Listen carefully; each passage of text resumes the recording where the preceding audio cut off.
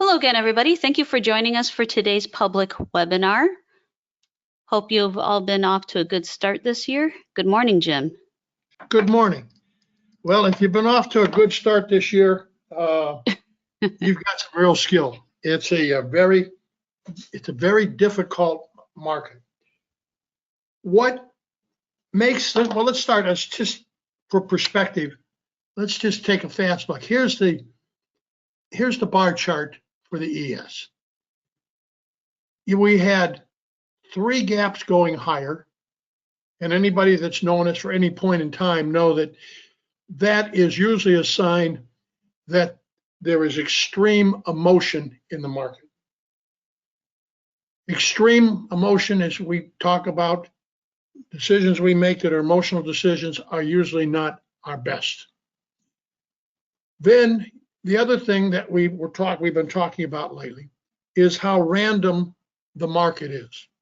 So many times traders don't really want the market to be random. We get continual questions about, well, what are the odds, or how do you know if you're going to get continuation? Well, the randomness of the market makes it very, very difficult to get continuation. As we can see what happened Sunday night. The market's going up, and then you get, the random event on Sunday night. Now you've had a huge short covering rally.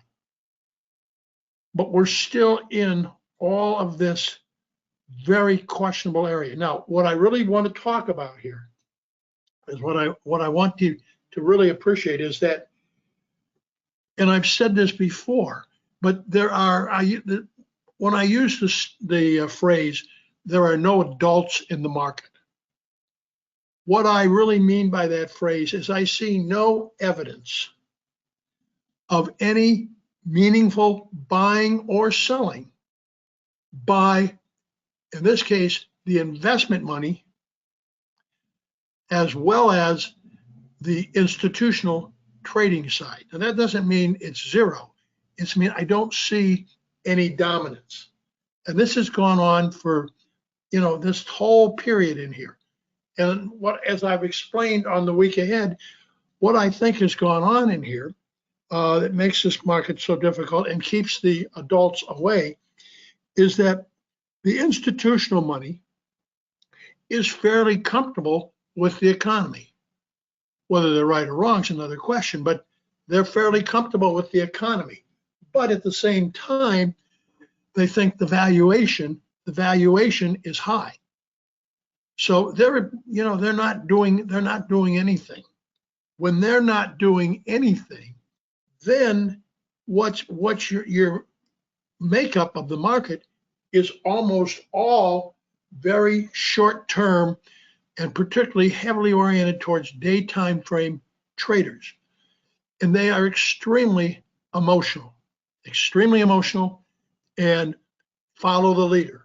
And it constantly gets the market too long, too short. So inventory gets too long, inventory gets too short. We saw that on, Sunday night. They got it too short. Yesterday, they tried to sell it off in the morning. And again, I'm going to show you something. The low yesterday morning, here was half back from overnight. Here was the low yesterday morning. When I see buying that takes place from exacting levels, that is usually an indication that the buyers are very short term. That doesn't mean it's coming back, but it helps me understand it is more than likely short term daytime frame traders. Longer term money, investment money, does not buy at exacting levels. This is the behavior of very short term money. So at least it helps me, that's what helps me understand who I'm competing against. So, they got the market very short on Sunday night, and now you've had 2 days of short covering. I don't have any feeling whatsoever about what happens after the FOMC meeting this afternoon. I mean, I'm just sitting there, and everything I'm doing in this market is very short term. and it's so much is adjusted on inventory. Now today, we've got, they tried a couple times yesterday afternoon, they tried to take the market back above the 6,100 level. They tried it a couple times overnight, and now we're about 25 minutes away, and we're slightly below the 6,100 level again. There's the settle. Overnight inventory is balanced. Early on, overnight inventory was long. Then you've had your correction of overnight inventory. It's probably fairly well balanced right now. The first reference that I will be looking at in seriousness this morning is the J period low. And the reason I'll focus early on the J period low is that was yesterday afternoon's pullback low.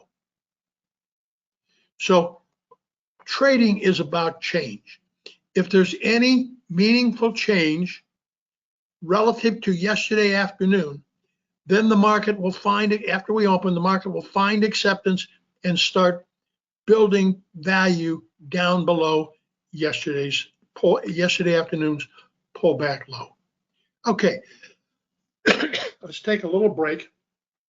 We do these programs in order to draw attention to our educational programs. Jen, what is the date of the primer?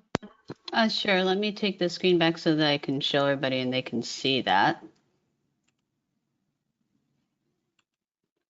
Okay, so for those of you that are new, please sign up and subscribe to our email so you can get our announcements and week ahead announcements and any new course announcements. You can sign up on our homepage, jimdeltontrading.com, and go to this area right here and sign up. And then just know that you do have to respond to the confirmation email in order to be subscribed to our emails.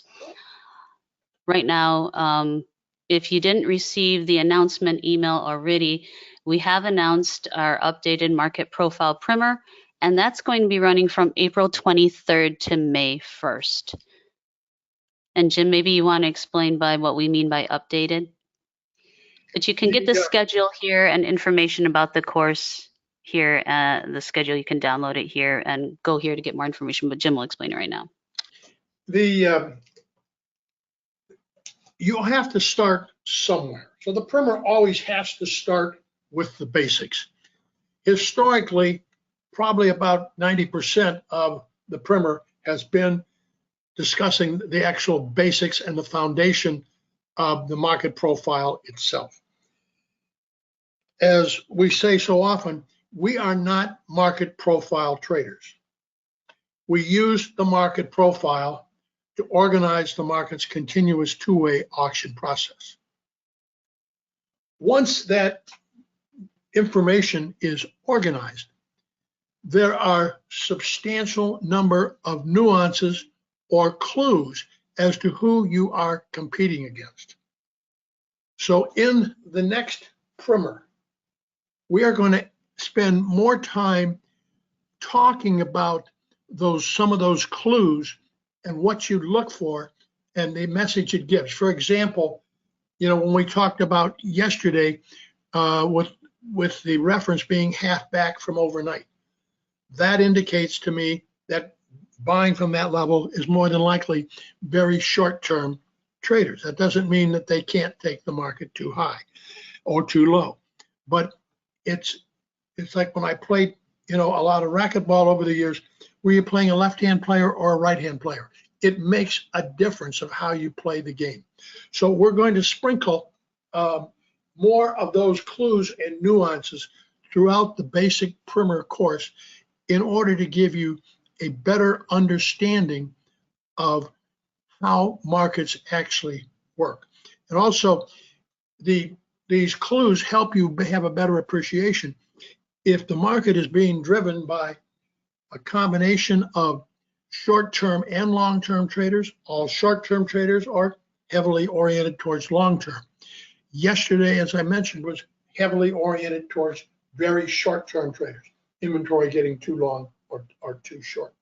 So again, you have to have the basics to understand. But we are going to, I've worked a lot on updating the primer, and the updating is really sharing a lot of more nuances that help you understand what is really going on. Now, I'm undertaking serious effort to write a fourth book. The third book is out, and it's not pre-order. You can directly order it anymore right now. But I'm talking about a fourth book, and it's 2 years away. But the picture I'm trying to draw in that fourth book is, what does it take to be a competent, professional, short-term trader? I'm going to start off with, when you're talking, think about when you're talking. There's the words people use, but it's the nuances around those words that make a difference. For example, I can say, "Hi, Tom." "Hi, Tom." "Good morning, Tom." All of those, the words are the same in all cases, but the nuances of my eyes, the words, the sound of it make a difference. And the same thing takes place in trading. So where I want to go with the new book, like I say, it's 2 years away at least, but I want to go to the point where when you're trading, you can pick up some of the same kind of nuances, intuitive nuances, that you pick up when you're talking to someone. Okay. At this point. So just to mention that the primer will run for 8 days from April 23rd to May 1st.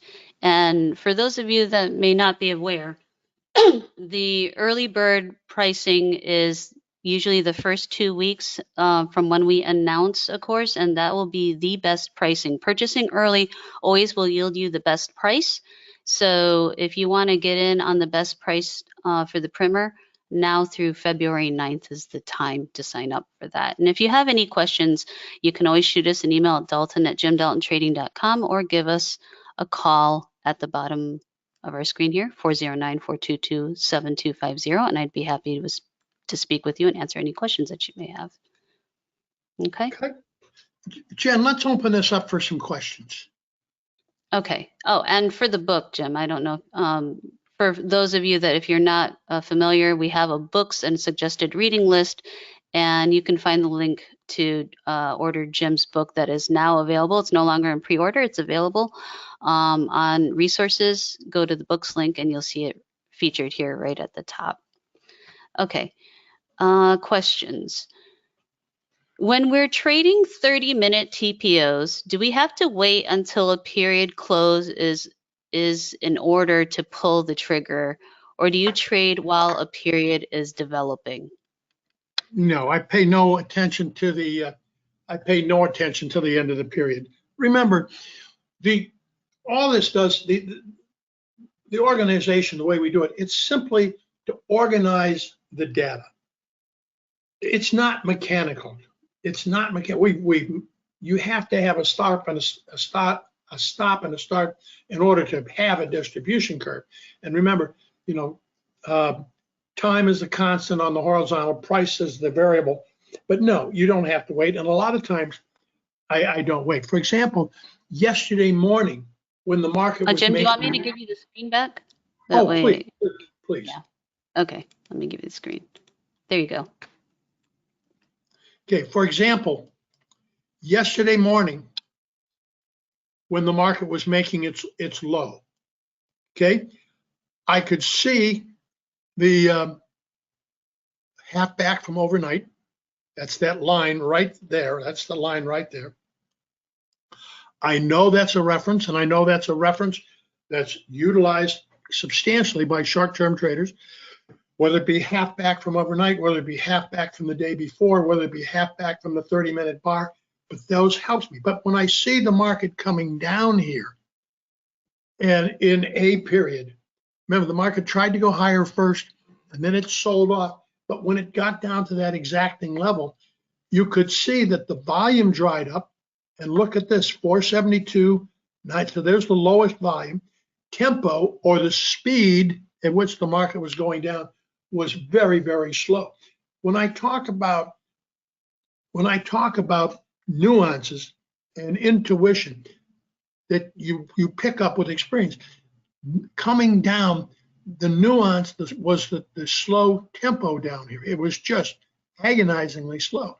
But then also you get the support of looking at the volume. Lower prices were bringing in less volume.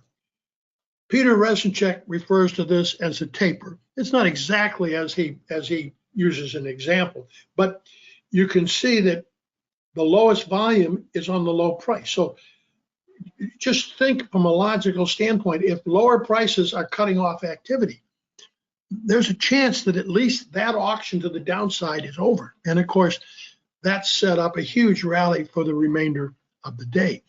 But learning how to look at the reference is very mechanical. Learning to be able to look at the volume the way we set it up. This is the half-hour volume. That's mechanical. But the feel of tempo coming down and how slow that tempo was yesterday, that comes with experience. That is experience, and that there are some things we can teach, and there's some things you have to learn. Tempo is one of those things you have to learn. Now, it's not just tempo in one direction. You know, tempo with the daily trend may be substantially different than tempo against the trend. So there's nuances upon nuances. Okay. Other questions, Jen? Okay. When was the last time there was a significant institutional long-term trade occurring? It seems like it has been short-term for the past couple of years almost. And that's probably fair. Now, understand, the institutions are always doing something, but it's a point in time of when they're really dominating the market. Understand the difference. Institutions make their money by time in the market. As short-term traders, we make our money by timing the market. The market has been up for years. So a lot of the institutional money, the buy and hold money, they've been long. They've been long, and yet they change. You know, they may change some things out. Maybe they change the mix a little bit. Maybe they come out of one group into another group or sector, you know, in the market. But overall, they remain fairly comfortable. Like I say, I think they've got a quandary right now. I think they still like the economy, but I think they're torn between valuation of the market being at the higher end. But I haven't seen any. It's been a long time since I've had any real feeling that there was a shift of magnitude going on among the institutional participation. Okay, what else? Okay. The market has taken back most of the range after it gapped lower. Is this a sign of liquidation followed by stronger buyers? No, I don't think it's stronger buyers at all. I think here's what I explained when the market started. I think the inventory got excessively short from the emotions on Sunday night. And inventory gets so much of short-term trading revolves around inventory constantly getting too long and too short. I think the inventory got very, very short, and that triggers a short covering rally. And the short covering rally then brings in some new momentum buying in here. But if you take a look over the past several days, there's been no overall change in the market. I don't see any indication that there's been any real, you know, money come in this market. I see a lot of trading money, and that is very confusing to people. People are continually looking for, oh, do I see long-term buyers or long-term sellers? Start with a bar chart. Start with a bar chart and look, you know, and when we looked at the bar chart here, okay, I don't see any indication here, you know, of anything. Get some liquidation, you got this, but I don't see any indication in here of anything other than a lot of short-term money. Remember, the market's been up for, let's put this onto a yearly, let's put this onto a yearly chart.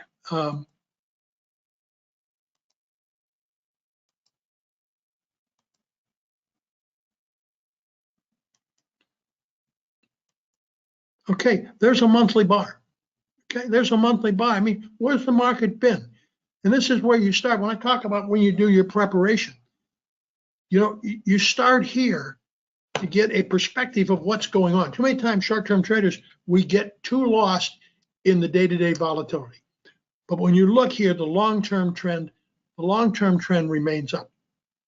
Now, you did stop one time framing here.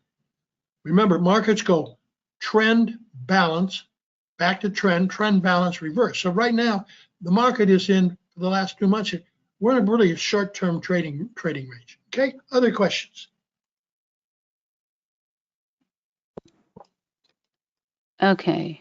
When you're reviewing your own trading, how do you approach situations where you read the market right, yet you lost money? For example, you were too early or you exited too fast. There's no answer to that question. I talk about some things that have to be learned. One, you keep a journal of your daily trades. That will help you have a better understanding of your behavior. But understand, a lot of times, say for example that you have a tendency to get out too early. Okay, once you've done that a couple times, you've established a habit. You've established a habit, and habits are hard to break. So first of all, you have to understand what you're doing. Self-understanding, self-awareness are one of the most important aspects of having any chance to be a successful trader. So you have to understand what you're doing, understand your behavior, and then there's going to be some of that time you're going to have modification of that behavior. But it starts with knowing what you do and changing that habit. Now, there is no simple answer to changing a habit, and that's why you go to our reading list. We have books on there like Atomic Habits and The Power of Habit. There's a couple of key books on there, but it's not something that's going to change quickly. You build a habit and you have to change that habit. Okay? What else, Okay. Jim? Okay. I notice after a big move, tempo slows down consistently and the trend change. Is this always the case? When you're talking about trading, there's never the word always. I mean, if you want to really get in trouble, understand that trading is an art, not a science. If it's science, maybe there you can use things like always or most of the time, but not in trading. You have to be involved. You have to be involved in the market. Okay. Final question, and we're getting pretty close to the opening. Okay. Yesterday's low was at half back, but at the same time, the prior day's 11 wide TPOC, the TPOC was a tick above half back. Sometimes references are aligned very tightly. So this is confusing. How can we decide between two close references? I just got done saying trading is an art, not a science. You have to feel the entire market. If you are overly focused on any one single indicator, you probably are not going to be able to master trading. You have to be, as I said, trading is an art, not a science. You have to be involved in the market. Exactness kills. So it's not a question of how do you decide between this and that. You get to the point where you start to begin to feel the entire flow of the market. Okay, final question.